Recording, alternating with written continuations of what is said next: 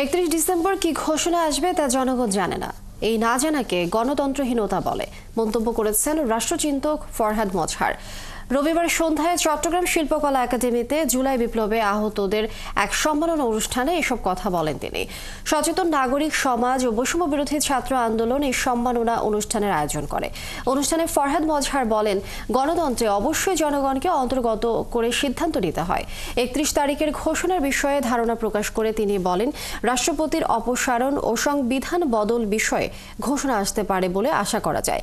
দেশ আগামী দিনে অনেক বড় চ্যালেঞ্জের দিকে ছুটে যাচ্ছে উল্লেখ করে ফরহাদ মজহার বলেন, সামনে কেবল দিল্লি নয়, আমাদের মিয়ানমারের কথাও ভাবতে হবে। সেখানে অনেক সীমান্ত অরক্ষিত আছে। অনুষ্ঠানে জুলাই বিপ্লবের 7 আহতকে সম্মাননা প্রদান করা হয়।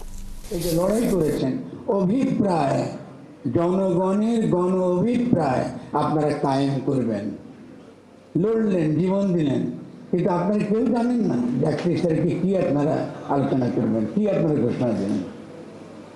এটা দুঃখজনক।